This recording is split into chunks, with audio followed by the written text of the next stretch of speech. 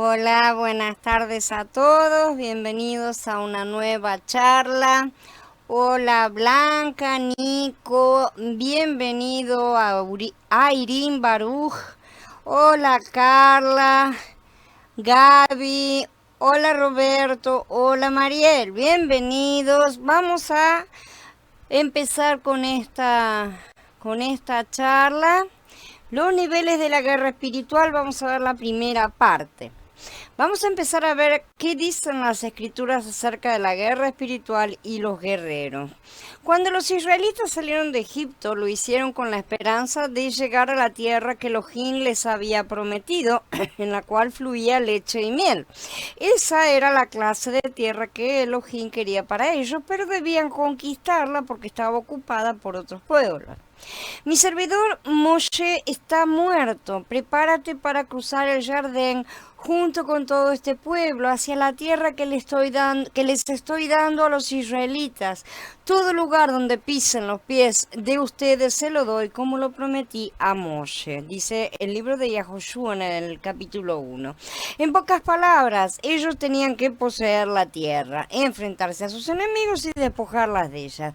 La tierra prometida no es una spa de vacaciones, y habiendo atravesado el desierto, el pueblo aún debía luchar para poseer la buena tierra.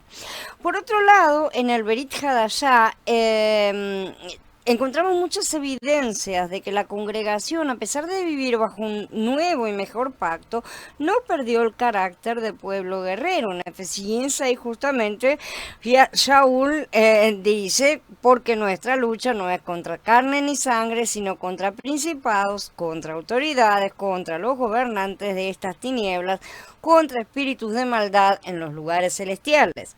En estos tiempos, Elohim está levantando intercesores de guerra en todo el mundo que oran y claman con sus oraciones, ¿no es cierto? Nuestra tarea como cuerpo de Yahshua es levantar sobre la tierra las oraciones de la voluntad del Padre, porque somos su pueblo. Amén.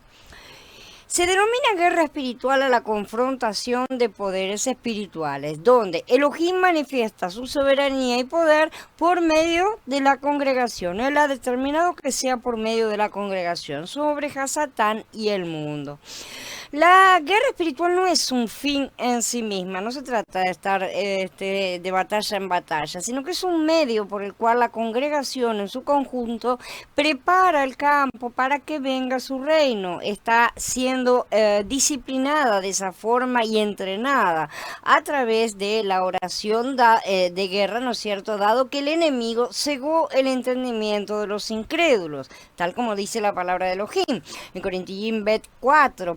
Pero aun si nuestra buena nueva está cubierta con un velo, entre los que se pierden está cubierta, porque el Elohim de este mundo ha cegado el entendimiento de los incrédulos para que no les ilumine el resplandor de la buena noticia gloriosa del Mashiach, quien es la imagen de Elohim. Dicho en otras palabras, la guerra espiritual es el elemento necesario para preparar el terreno y así poder plantar la semilla del reino, es decir, para quebrantar esa cubierta de tinieblas que el Elohim de este mundo ha colocado para cegar el entendimiento, y que la buena noticia llegue a los oídos de las personas, ¿no es cierto? Esa es la idea. Entonces, el objetivo de la guerra espiritual no es destruir a Hasatán o a los principados en potestades, ni nada por el estilo. No se trata de andar haciendo ningún tipo de show ni nada por el estilo. Hola Magnolia, hola César, bienvenidos.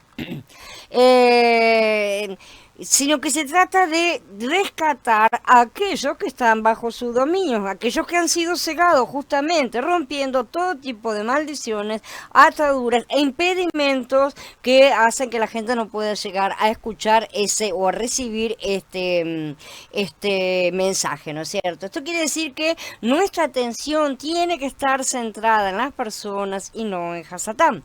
Siempre tenemos que concentrarnos en el lado positivo y no en el negativo, negativo, porque de lo contrario no salimos de foco. No estamos en esta guerra para ir a pelear contra Hasatán. Estamos simple y sencillamente yendo para ser instrumentos para liberar a los cautivos. No porque los vayamos a liberar nosotros, sino que porque vamos a buscar la situación correcta, sacarlos, liberarlos momentáneamente para que reciban el mensaje.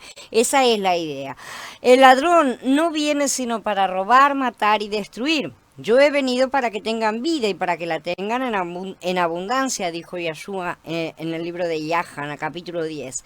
Lo más importante para Yahshua es dar vida eterna a los hombres, no destruir a Hasatán, ¿sí? Su destrucción final es algo que está reservado para el día en que será arrojado, ¿no es cierto?, en el lago de fuego y azufre en su momento, cuando su tiempo se haya terminado, porque ya fue vencido. El que practica el pecado es del acusador, porque el acusador peca desde el principio. Para esto fue manifestado el Hijo de Elohim, para deshacer las obras del acusador. Pero mientras tanto no llega el tiempo de esta justicia, ¿no es cierto? Es vencido cada vez que la novia guerrea contra él, como le dijo el propio Mashiach. Él les dijo: yo vi al Satán caer del cielo como un rayo. Cuando regresaron, ¿quiénes? Justamente los discípulos que habían sido enviados a ministrar en el comienzo de sus ministraciones, ¿no es cierto? La motivación entonces no tiene que ser el odio a Hasatán, sino el amor a las almas, el amor a las personas. Y esto es obedecer el segundo mandamiento de Mashiach, y amar al prójimo como a nosotros mismos. Si tenemos odio a Hasatán, no podemos hacer guerra espiritual contra él, porque ese sentimiento no procede de Elohim. No tenemos que confundir odio con justicia. Lo único que tiene que motivarnos es el amor por los que se pierden, no la rabia, no la indignación y las demás expresiones que provienen de la carne, ¿sí? No digo que sean malas, muchas veces son lógicas, porque verdaderamente hay situaciones, suceden cosas que son realmente indignantes, pero no puede ser esa nuestra motivación para esta lucha. Yahweh también se indigna, pero nosotros todavía no estamos en condiciones de comparar su ira Kadosh con nuestra rabia carnal. Así que tenemos que aprender el primer mandamiento de la guerra espiritual: nunca salir a la lucha en la carne, siempre en el Ruach. Niveles, vamos a hablar un poco de los niveles de la guerra espiritual. Después de conocer esta definición, ¿no es cierto?, vamos a poner la atención en la forma en que Hasatán opera sobre las personas y territorios. Para esto tenemos que separar esta operación en tres niveles básicos. Tenemos el nivel material, o sea, el nivel humano del hombre, de la creación, ¿no es cierto?, el nivel espiritual, que es el nivel en el cual se manejan los ocultismos, diferentes tipos de ocultismo, y el nivel aéreo, que es el nivel que se llama estratégico, y es el nivel de los cielos, donde están las potestades de los cielos, del príncipe del aire, ¿no es cierto? En primer lugar, entonces, el nivel material. Comprende a los espíritus de menor grado que operan sobre las personas. Sabemos perfectamente que los que están sobre la tierra son los demonios, son espíritus de menor rango, ¿sí? Aquí es donde podemos ver cómo un individuo es sometido por los poderes de las tinieblas, afectando su ruach, su alma y su cuerpo, ¿sí? Existen 4 formas diferentes en que estos demonios afectan a las personas. Existe la enajenación. Esta manifestación es la más fuerte y la más peligrosa de todas, ya que la persona está controlada casi completamente, totalmente, ya prácticamente no tiene momentos de lucidez. O sea, su mente, su voluntad, su cuerpo son sometidos por los espíritus que están dentro de esa persona. En este caso, los espíritus operan desde el interior. Un ejemplo lo tenemos en el libro de Lucas 8. Al bajarse él a tierra, le salió al encuentro un hombre de la ciudad, el cual tenía demonios. Desde hacía mucho tiempo no había llevado ropa ni vivía en una casa, sino entre los sepulcros. El segundo nivel es el de la posesión. Esta manifestación es un poco diferente de la anterior, en que el Ruaj inmundo no tiene el control total de la persona, solamente tiene un control parcial. Esto quiere decir que la persona puede tener control de su voluntad, a veces por tiempos, a veces intermitentemente, ¿no es cierto? A veces ser parcialmente consciente de las acciones demoníacas, o sea, sentir como que tiene cosas, ¿no es cierto?, que están voluntades en su interior, que no siempre consigue impedir, ¿no es cierto? Aquí también los demonios operan desde dentro de la persona. Este tipo de género puede producir enfermedades físicas, ciertamente. Uno de la multitud respondió: Adón, te traje a mi hijo porque tiene un ruaj mudo, y donde quiera que se apodera de él lo derriba. Echa espumarajos y cruje los dientes y se está consumiendo. Le hablé a tus discípulos para que los pulsaran, pero no pudieron. Esto está en el capítulo 9 de Mordejai.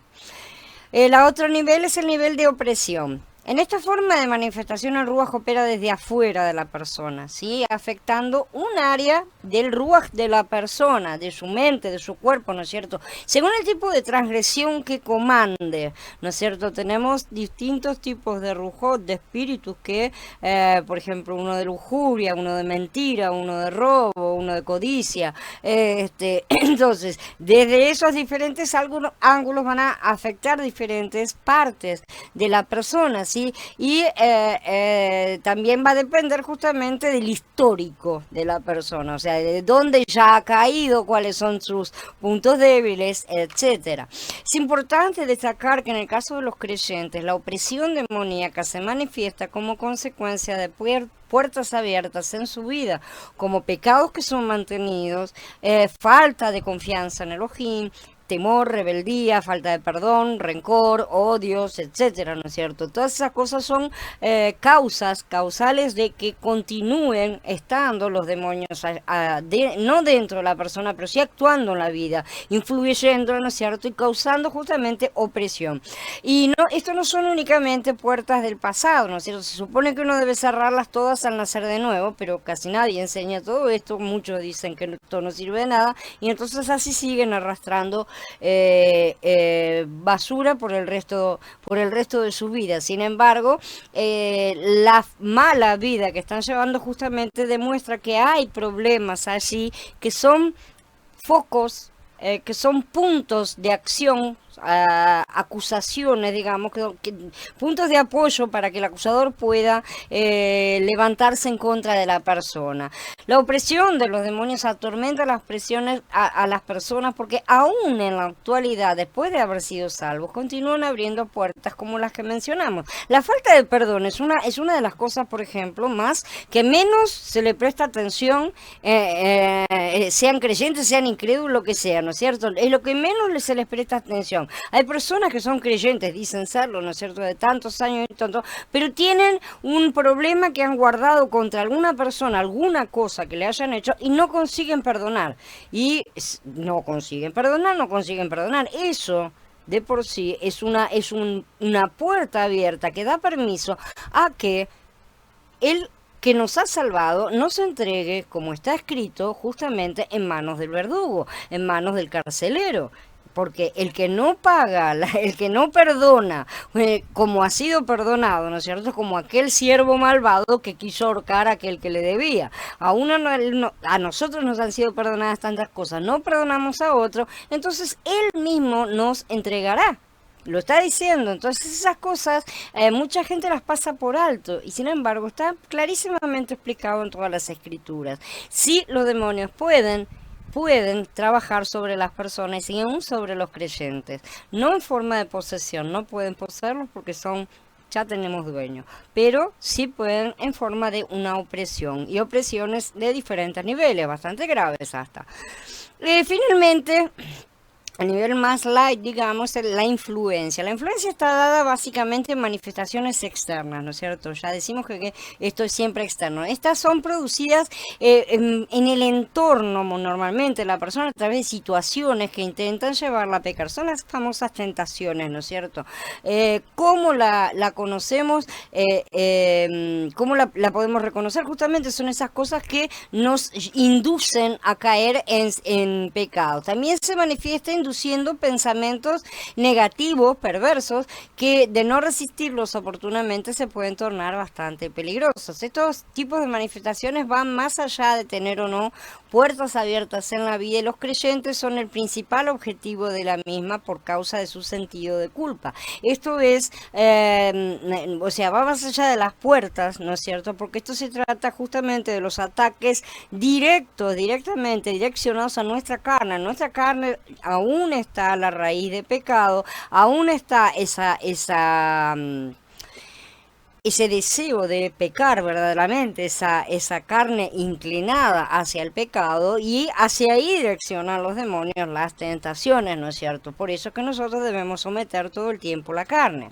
No somos inmunes a estos ataques porque somos salvos, porque Yahshua no nos habría pedido que oremos, líbranos del mal, por ejemplo, si no hubiera alguna posibilidad de influencia, si tuviéramos ya todo listo y realmente bajo ningún concepto pudieran hacernos nada, ¿para qué nos pediría que oremos de esa manera? Ya con los incrédulos es un arma simple para mantener a la gente bajo control, ¿no es cierto? Y eso se ve absolutamente en toda la estimulación que contiene el sistema satánico, a través de la cual tienta a todo el mundo. Vamos a hablar de las fortalezas espirituales. Se denomina así a los patrones de conducta o estructuras rígidas que están alojadas en la mente de una persona, la cual las adquiere, ¿sí?, a través de distintos tipos de influencias a lo largo de su vida. Este tipo de influencias puede darse a través de espíritus inmundos, de padres, familiares, cultura, tradiciones, música, TV, etcétera. O sea, pueden entrar a través de un montón de canales diferentes, por así decir. Este fenómeno se manifiesta en forma individual o colectiva también. Algunas formas de manifestaciones son, por ejemplo, la religiosidad, fanatismo, humanismo, ateísmo, temores, violencias, ¿no es cierto?, racismos, codicias, de todo, existe muchísimas cosas, porque puede ser una fortaleza individual dentro de la persona o una fortaleza colectiva, ¿no es cierto? ¿Por qué sucede esto?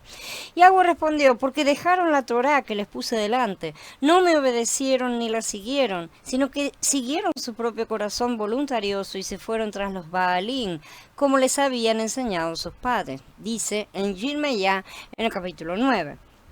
Podemos entender a través de este estudio que son muchos y a veces desconocidos los espíritus demoníacos que se mueven en nuestro entorno. Por eso es necesario, si queremos ser soldados del ejército de Yahweh, y desde ya les voy aclarando una cosa, no es una opción que podamos hacer, somos todos soldados de diferentes niveles, ciertamente. Él capacita a cada uno para diferentes niveles, pero no es una opción. Nosotros somos soldados y ahí se termina el asunto. Entonces necesitamos aprender a conocer no solo las maquinaciones del enemigo o cómo opera sobre la humanidad, sino también cómo operan nuestras vidas y qué cosas hay en nosotros para que venga una y otra vez. Sí, porque si viene una y otra vez hay algo que necesitamos limpiar, hay algo que va a estar permitiendo que sea expuesto para que sea eliminado, porque es una traba para nosotros mismos. Ciertamente, ¿no es cierto? Finalmente, ¿de qué manera aplicamos la autoridad que Elohim puso en nuestras vidas a través de las palabras? O sea, el nombre de Mashiach, verdaderamente.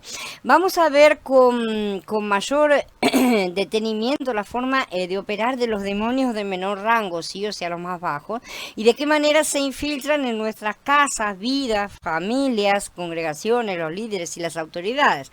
Para entender los niveles de la guerra espiritual, tenemos que comprender primero contra qué luchamos, ya que según la palabra inspirada por el Ruach HaKodesh y dada por Shaul, ¿no es cierto?, a los efesios, nuestra lucha es contra ciertas entidades espirituales caídas, ¿no es cierto?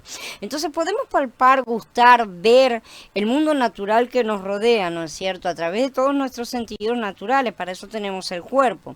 Podemos identificar los colores, los olores, la forma, los tamaños, pero lo que vemos y palpamos no es todo lo que existe a nuestro alrededor, y ese ha sido el grave problema del ser humano. Hay un mundo paralelo que no se percibe por el ojo humano, y es el mundo espiritual, y si lo negamos vamos a negar la existencia de Yahweh mismo, porque Él es espíritu, ¿sí? A este ámbito muchos han tratado de descalificarlo diciendo que son supersticiones, que no es ciencia, sin saber que al decir esto pasan automáticamente a ser esclavos de ese mundo espiritual, ¿no es cierto? Este mundo, realidad espiritual, afecta o influencia, por así decir, de una manera muy tajante al mundo natural. Es ahí donde se dan las más poderosas y profundas batallas espirituales entre dos reinos que combaten por la posesión de este pequeño universo: el reino de Elohim y sus malajim, y el reino de Hasatán y sus demonios. Este combate es el que viene durando en estas eras de la creación. Es en este mundo espiritual donde percibimos una realidad angélica, ¿no es cierto? Antes de que el mundo fuera, Elohim había creado a los malajim. Eso ya lo sabemos y lo vemos en el libro de Job, por ejemplo.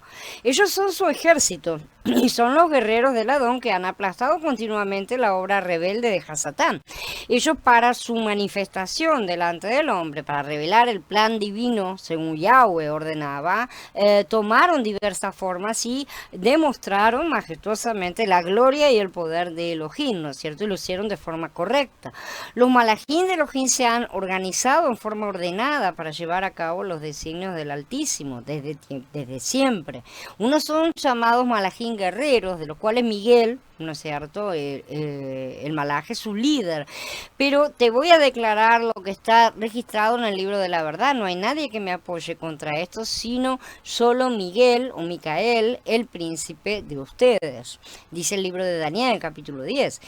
Otros, como apunta el libro de Ibrín, son espíritus ministradores. No son todos espíritus ministradores enviados para servicio a favor de los que serán herederos de la salvación, dice en el capítulo 1, ¿no es cierto? Hola Aníbal, bienvenido. Además tenemos a los malajim adoradores, que son encargados de levantar la alabanza y la adoración suprema al Elohim viviente. Ellos interaccionan haciendo uso de las facultades y habilidades que el Padre les dio, ¿no es cierto?, para doblegar a Hasatán y a sus huestes. Ellos son el ejército del Adón y que se mueve velozmente como respuesta ante la oración intercesora de su congregación. Esto no es un mito, es una realidad viva y activa sobre nuestros pueblos y nosotros la hemos estado experimentando en una buena medida, gloria al Padre. ¿Sí? O sea, cuando la congregación ora, los malajim del cielo trabajan para lograr los planes de Elohim. Cuando Daniel oró, el malaj fue enviado a llevarle la respuesta, comunicación, o sea, la comunicación cielo-tierra, sí, pero fue detenido por una batalla en los cielos. Estas batallas existen realmente. Si negamos una parte de las escrituras, estamos negándolas todas y no se puede realmente correr ese riesgo. Entonces, todo aquel que ora debe estar consciente de esta verdad. Tenemos que estar conscientes de que nuestras oraciones tienen un camino a recorrer, por así decir. Los malajim del Adón nos rodean, nos protegen, nos ministran y nos ayudan a obtener la victoria contra nuestros invasores. Pero todo también depende de nuestra postura, nuestra posición y de que no estemos justamente en transgresión. El ejército de Hasatán. Hay cosas que todo intercesor debe saber. Esto nos debe dar gozo y aliento para preservarnos en la confrontación de las fuerzas del mal, ¿no es cierto? Una de estas verdades es que Hasatán ya ha perdido la guerra.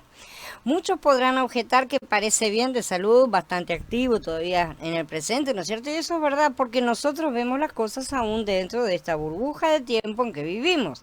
Pero la victoria de Mashiach en el madero derrotó completamente a Hasatán y Yahweh, que ve las cosas desde la eternidad, sí sabe que eso ya es un hecho, aunque aún no haya llegado el tiempo de su justicia en este plano material.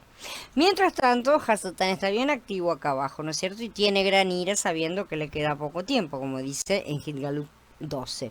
Aún así, él se ha organizado con un ejército de malajim caídos que tienen su misma naturaleza perversa y que trabajan de manera bastante más eficaz que los creyentes, lamentablemente, que normalmente se niegan a someterse a la disciplina del entrenamiento corporativo para trabajar en la obra del reino. Por el contrario, los que son normalmente rebeldes o naturalmente rebeldes son mucho más obedientes a su propio amo rebelde. Esto no deja de ser una paradoja. El intercesor no debe ignorar que no hay ningún demonio mejor que otro, ¿sí? O sea, no hay diablos buenos, ni amistosos, bondadosos, ni nada, ¿sí? Todos tienen las mismas intenciones que su líder: robar, matar y destruir. Nuestra lucha intercesora contra ellos debe ser a muerte, o sea, a muerte en cuanto que no hay ningún acierto unos con otros. En este plano espiritual no hablamos de muerte literalmente, ¿no es cierto? Tiene que que ser sin misericordia, no se realizan tratos con estas personas, con estas entidades y sin consideraciones de ninguna especie. Ellos no merecen tregua porque Yahweh ha determinado que no van a recibirla y sus obras deben ser aniquiladas. A punto final, ¿no es cierto? Cuando digo lucha a muerte, obviamente no me refiero a matar demonios, ¿no? La lucha espiritual no implica muerte, como muchos las han entendido. Lamentablemente hay gente que se la cree de verdad, ¿no? Ni siquiera Mashiach destruyó demonios. ¿Mm? Porque aún no ha llegado su hora de juicio. Todas las cosas tienen un momento y un tiempo para todo. Mashiach sabía perfectamente que para los demonios también llegará su momento de juicio y en ese momento sucederá lo que deba suceder. Pero mientras tanto, si no es el momento, no debemos actuar, mucho menos nosotros. Pero el intercesor, perdón, efectivo debe conocer los elementos básicos de la organización de Hasatán y su ejército para derribar sus argumentos y destruir sus maquinaciones. Para profundizar en el nivel espiritual, vimos el material, ahora pasamos al espiritual. Vamos a ver, en primer lugar, los diferentes rangos, ¿no es cierto?, niveles que son mencionados en Efesíos 6.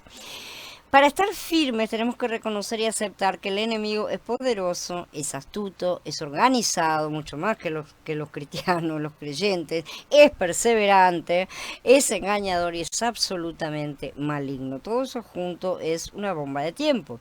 Él utiliza estrategias letales contra los creyentes. Estos planes podrían pasar inadvertidos para cualquiera que no vele y sea sobrio. Y no es por nada que el mundo yace en el maligno. Lo visible de Hasatán muchas veces se muestra pasivo, se muestra inofensivo y hasta provechoso en apariencia o deleitoso por lo menos. Si así no fuera, nadie lo seguiría abiertamente, ¿no es cierto? Esto no solo atrae a muchos seguidores directos o indirectos, sino que engaña por su apariencia inocente a la gente que debería oponérsele. Dice, ay, pobrecito, ¿no es cierto? Si el monstruo toma forma de nena chiquitita, ya está. Ya nos convenció. Sin embargo, lo invisible de su reino es terriblemente pecaminoso, es letal, es sucio, corrupto, maligno y completamente opuesto al Padre. Solamente por esto último ya debería producirnos un rechazo total. Cuando la gente lo ve, porque ya es tan fuerte y poderoso que puede mostrar su verdadera cara, normalmente ya es demasiado tarde, si ya ha tomado posesión de todo. Es lo que sucederá en los últimos días. Su reino es tinieblas, es inseguridad, miedo, desconfianza, egoísmo, crueldad, engaño, robo, mentira, prostitución, destrucción, lo que se les ocurra. Este abismo traga a los incautos y desprevenidos, también a los necios, a los desobedientes, cobardes e ignorantes, ¿sí? Por eso estas transgresiones que para los humanos se consideran inferiores o blancas son consideradas como gravísimas en el reino de los cielos. Pero para los cobardes e incrédulos, para los abominables y homicidas, para los fornicarios y hechiceros, para los idólatras y todos los mentirosos, su herencia será el lago que arde con fuego y azufre, que es la muerte segunda. Como podemos ver en el reino, un incrédulo, un cobarde o un mentiroso se equipara con un homicida, que para los hombres es siempre el crimen más elevado. Sin embargo, Yahweh los coloca a todos en el mismo nivel. A ningún creyente se le dio la orden jamás de pactar, de hacer la paz, de reconciliarse, buscar acuerdos con este enemigo, ¿no es cierto? A pesar de que la mayoría de la gente del mundo ha hecho pactos, no estoy hablando de pactos directos, sino pactos indirectos, pactos de convivencia, en los cuales cree que es libre y ya ha sido devorado, ¿no es cierto?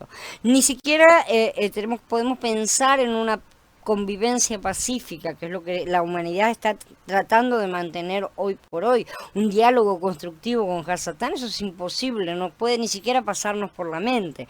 No, Señor, Elohim nos envía a la batalla con toda la armadura de Yahweh, todo. Él lo coloca a nuestro alcance y nos entrena, porque el ejército son muchos soldados funcionando como un todo, no piezas sueltas que suenan de vez en cuando y de forma desordenada.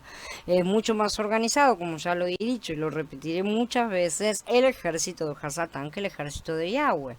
Miren que nadie los lleve cautivos por medio de filosofías y vanas sutilezas, conforme a la tradición de hombres, conforme a los principios elementales del mundo. Estos son estoiquea, ¿no es cierto? Estos son los principios principios, los poderes elementales, y no conforme al Mashiach.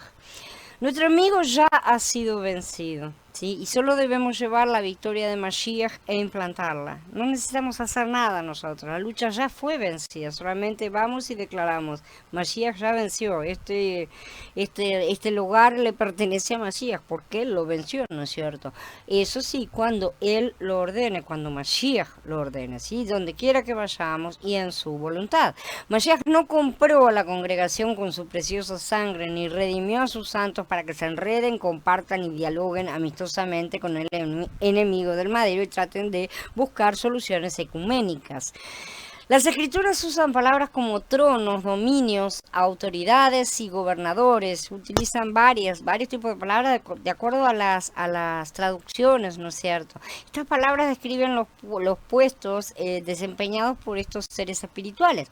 Gobernar tiene que ver con ejercer opinión o voluntad sobre otros. Entonces es importante entender cómo consigue entrada el enemigo en la tierra para ejercer su opinión en o sobre la voluntad de los hombres. En primer lugar tenemos los gobernadores, ¿no? Que son los cosmocratoras.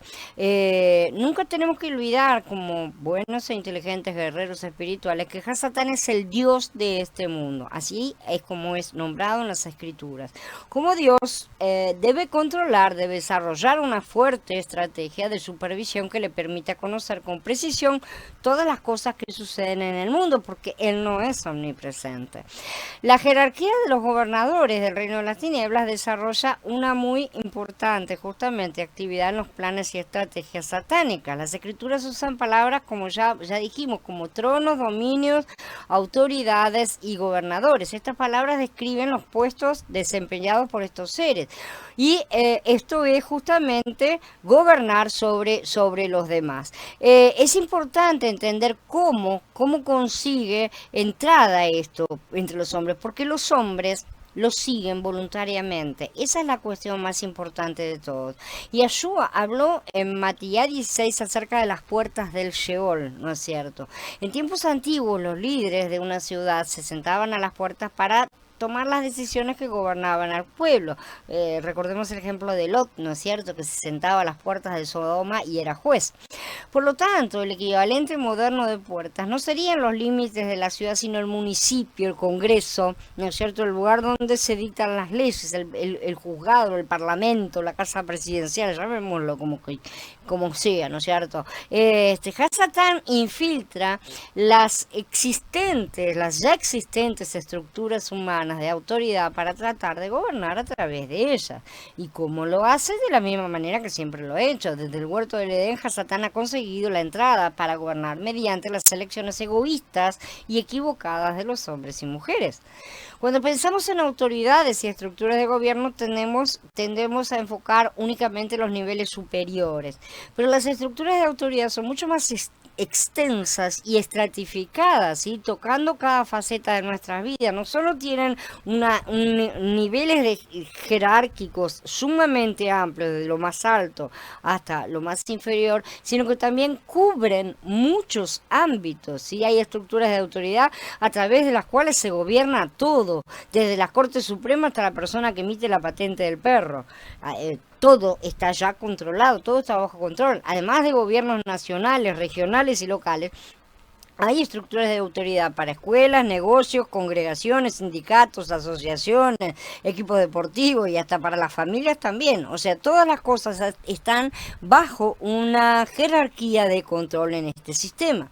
Entender el esquema nos da la pauta de que estamos conociendo y entendiendo contra qué y de qué manera entonces debemos planificar una estrategia de oración en favor del lugar en que nos movemos espiritualmente, ya sea nuestra congregación local, nuestro barrio local, la ciudad, la familia, la cuadra en la que vivimos. O sea, todo tiene influencias en este sentido, ¿no es cierto? Ya que entender este esquema nos va a dar la claridad de que Hasatán está organizado, había planificado una batalla espiritual específica para cada persona en especial. No pensemos que él ha dejado las cosas libradas al azar y que está tratando de dar saltitos cada vez que uno de nosotros se mueve y dice, ay, mira, ese está ahí, vayan y atáquenlo. No, ya tiene una estrategia que viene siendo realizada de nuestra infancia en cada uno de nosotros verdaderamente para inactivarnos desde antes de empezar, por así decir. Esa es la forma en que realmente se elimina un peligro. Hola Eliana, hola Johnny, bienvenidos. Grietas en los muros, vamos a hablar. Si las puertas justamente se refiere a la elección que hacen las autoridades, entonces los muros justamente, que son otra de las partes que siempre se mencionan en las escrituras, son un símbolo bíblico para la protección de la autoridad en la sociedad. Hasatán ve las estructuras legítimas de nuestra sociedad. Él sabe si están funcionando debidamente, que si están funcionando debidamente, él no puede gobernar. Evidentemente, cuando las cosas están bien, él no gobierna. Los muros de la autoridad lo excluyen. Si los muros están en mal estado, en cambio, ¿no es cierto? Él puede gobernar y ciertamente lo hará. Se puede infiltrar de esa manera. Hasatán gobierna donde no hay autoridad o sujeción a la autoridad, donde comienzan los principios de rebelión y de resquebrajamiento de la autoridad. Ahí Hasatán tiene espacio para infiltrarse. Al grado en que estas instituciones se desmoronan, así gobierna él. Cuanto más se desmoronan las instituciones, más espacio tiene Hasatán. Es fácil entender por qué los matrimonios, las familias y las congregaciones están hoy bajo tan violento ataque. El sistema es siempre el mismo: resquebrajar para encontrar una endija por la cual entrar. El Tanaj es el manual máximo sobre la guerra espiritual. Las batallas que se libraron entonces en la dimensión terrenal son exactamente las mismas que libramos hoy en el mundo invisible. Hasatán infiltró a ejércitos de carne y sangre para destruir a Israel. Hoy todavía intenta destruir al pueblo de Elohim y sus estrategias de guerra han cambiado muy poco. En la Israel del Tanaj, la gente vivía en ciudades. Las ciudades tenían altos muros para dejar afuera al enemigo, ¿no es cierto? Si solo una porción de los muros estuviera derribada, los soldados enemigos podían entrar, saquear y darse la fiesta. Cuando Nehemías regresó a la ciudad de Jerusalén, antes de construir su propia casa, la casa de Elohim o cualquier otra cosa, él reedificó los muros de la ciudad. Comenzó por los muros. ¿Sí? Los muros de la ciudad eran su mayor defensa contra un mundo hostil y siempre son lo primero en el orden de importancia.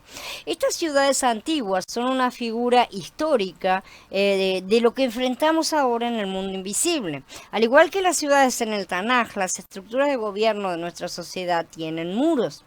Aunque son invisibles, son verdaderos muros de autoridad y de protección.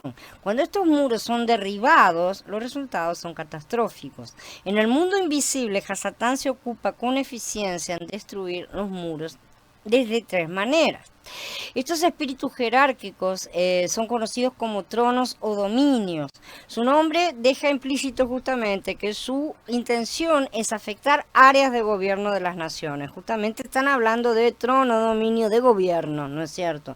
Ellos afectan e influencian todos los puestos, las sillas, los tronos, visibles e invisibles, ¿no es cierto? Los que son ocupados por los seres humanos, el presidente, por ejemplo, hasta los espíritus territoriales que gobiernan, ¿sí? Y desde esos tronos se generan gobiernos en los aires o en la tierra. Y los gobiernos de los aires gobiernan a través de sus seres humanos en la tierra. Son especialmente importantes en las maquinaciones de Hasatán. Su prioridad principal es planificar y maquinar para controlar los gobiernos y a los que los gobiernan. Si no vemos esto hoy a nuestro alrededor, es que estamos muy ciegos, porque es justamente esta la forma en que Hasatán está controlando a los poderes, a las personas que están en el poder en diferentes lugares, y vemos como todos ellos terminan metiéndose en la misma agenda satánica. Su enfoque principal es trabajar la mente, el corazón y la boca de los jerarcas de las naciones para lo que emiten, para lo que expresan, para lo que promueven, ¿no es cierto? Su principal movimiento es contra los políticos de la tierra, los que representan el poder gubernamental, o sea, los presidentes, dictadores, ministros, emperadores, reyes, llamémoslo como el cargo que sea. Podemos definirlos claramente como espíritus controladores de autoridad o espíritus jezabélicos literalmente.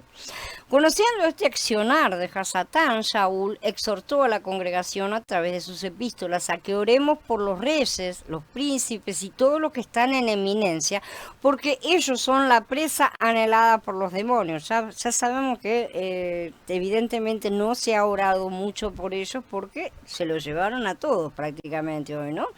Dice, por eso exhorto, ante todo, que se hagan súplicas, oraciones, intercesiones y acciones de gracias por todos los hombres, por los reyes y por todos los que están en eminencia, para que llevemos una vida tranquila y reposada en toda piedad y dignidad.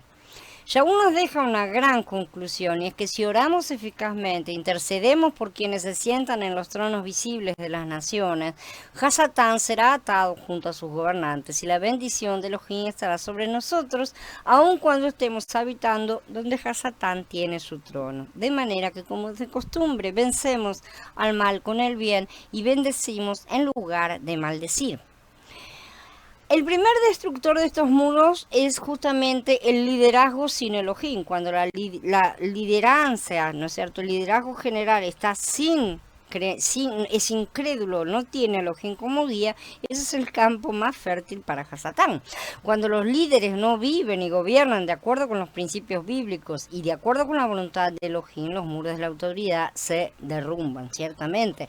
Se le permite a Hasatán que gobierne por medio de ellos. Por ejemplo, si un juez es corrupto y no teme a Elohim, él está abdicando su liderazgo a favor de los poderes de las tinieblas. Esa persona no se da cuenta probablemente, cree que es poderoso y sin embargo ha abdicado de todo su poder en favor de ser un esclavo de Hasatán.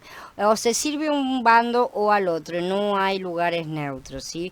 Generalmente la gente no se da cuenta de que está entregando su corte, este juez no sabe que está entregando su poder completo, ¿no es cierto? De manera que todos los que están bajo su autoridad también quedan expuestos al ataque de Hasatán, porque él es responsable, tiene responsabilidades con las personas que están por debajo, de manera que eso repercute. Por algo nosotros también recibimos repercusiones de las mismas acciones que realizan nuestros gobernantes. Entonces, lo mismo es cierto en todas las estructuras de liderazgo. El liderazgo sin Elohim destruye los muros y permite que los gobernantes del mundo invisible gobiernen. Y ellos nunca pierden la oportunidad, ciertamente. Por eso Timoteo Aleph 2 nos encarga orar justamente por todos los que están en eminencia, o sea, en cargos importantes. Toda autoridad está bajo ataque porque el enemigo quiere mandar y las autoridades son el medio más lógico e inmediato. Que esas autoridades, que esa gente ahí está más que dispuesta a ser poseída a cambio de un poco de poder y dinero, bueno, no vamos a llevar eso a la cuestión, sino vamos a orar justamente para que esas personas no caigan en esas tentaciones, que sean removidas esas tentaciones. Tenemos una crisis de liderazgo en la mayor parte de la sociedad, porque no solamente a nivel político, sí, en todos los niveles, en todos los aspectos y funciones. Necesitamos fortalecer los muros, necesitamos interceder por nuestros gobernantes para que su integridad sea restaurada.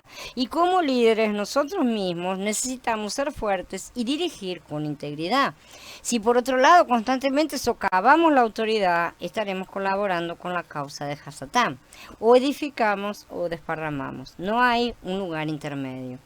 Otro destructor de los muros de protección de la ciudad es la negligencia, líderes que no guían, ¿no es cierto? Lamentablemente hay esposos que no se conducen como esposos, padres que no cumplen su función, maestros que no enseñan, hay de todo que no cumple la función que debe cumplir. Hasta donde descuidamos nuestras responsabilidades como líderes, dejamos un vacío para que los gobernadores de las tinieblas manden en nuestro lugar. Por ejemplo, muchos padres y madres están demasiado ocupados para dedicar tiempo a sus hijos, demasiado ocupados para para comunicarles los valores morales o disciplinarlos, afirmarlos, seguir, estar presentes en sus vidas siquiera, ¿no es cierto? Porque la sociedad está dispuesta justamente para que eso suceda. Y esto deja a los hijos vulnerables a las influencias malignas. Entonces, ¿hay una negligencia? Sí hay una negligencia. Hemos permitido caer en esa negligencia. La culpa es nuestra, el arrepentimiento tiene que ser nuestro y el perdón y la humillación y el arrodillarnos y llenarnos de vergüenza es cosa nuestra. Nuestra es la vergüenza, porque nosotros hemos permitido que todas esas cosas sucedan. El tercero, el otro destructor de muros justamente es la rebeldía.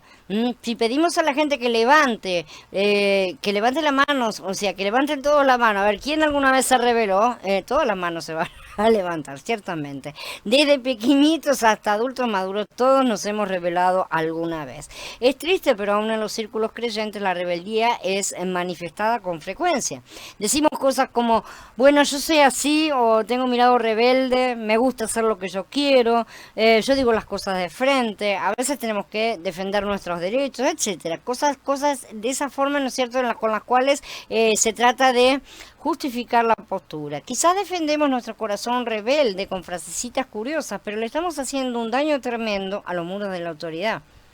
Y eso hay que ponerlo en primer lugar siempre. El reino va primero. No podemos olvidarnos jamás que toda autoridad, sea buena o mala, ese asunto lo juzgará Elohim en su debido momento, y es él con la persona y no nosotros, ha sido colocada por él. En este sentido, cualquier rebelión, por justa que pueda parecernos, contra autoridades, es rebelión contra lo que es símbolo mismo de la autoridad, Yahweh Elohim. Si nos rebelamos contra nuestros padres, pecamos contra el Padre. Si nos rebelamos contra la autoridad, pecamos contra nuestro Creador. Los límites entre el consentimiento y la resistencia, el apoyo y la oposición, la sujeción y el desafío se cruzan con mucha facilidad cuando permitimos ser un poquito rebeldes. ¿Qué es y qué no es la rebeldía? Como pecado de adivinación es la rebelión, y como ídolos e idolatría la obstinación, dice Shmuel Aleph en el capítulo 15. Esta comparación es terriblemente seria. Sin embargo, tenemos que darnos cuenta de que la rebelión destruye los muros. La rebeldía es una actitud del corazón que dice, no necesito de reglas, no necesito de líderes, ni de nadie que me diga lo que tengo que hacer. Esto es anarquía, anomía, sin ley. ¿No es cierto? Como ya hemos estudiado. Dicho pura y sencillamente, el ruaj de rebeldía es el rechazo a la autoridad, es el deseo de quedar libres de cualquier cosa impuesta sobre nosotros. La razón por la que es como hechicería es que la rebelión da entrada a Hasatán. La rebelión y la hechicería cumplen lo mismo en las estructuras de gobierno y en las vidas individuales. Ambas tratan con los poderes del mal y del establecimiento del reino de las tinieblas. Que toda persona se someta a las autoridades superiores, porque no hay autoridad que no provenga de Yahweh. Así que las que hay por Elohim han sido establecidas. De modo que el que se opone a la autoridad se opone a la disposición de Elohim. Y los que se le oponen recibirán su condenación. Porque los gobernantes no están para atemorizar al que hace lo bueno, sino al que hace lo malo.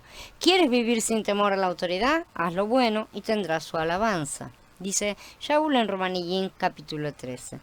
Él aquí no dice que toda autoridad sea piadosa, no dice que toda autoridad sea buena, haga todo lo correcto. No todas lo son, lo sabemos perfectamente. Tenemos policías, jueces, presidentes, pastores, padres corruptos.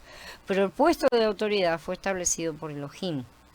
Es su voluntad que haya estructuras de autoridad y que todos estemos en sumisión a los que ocupan puestos de liderazgo.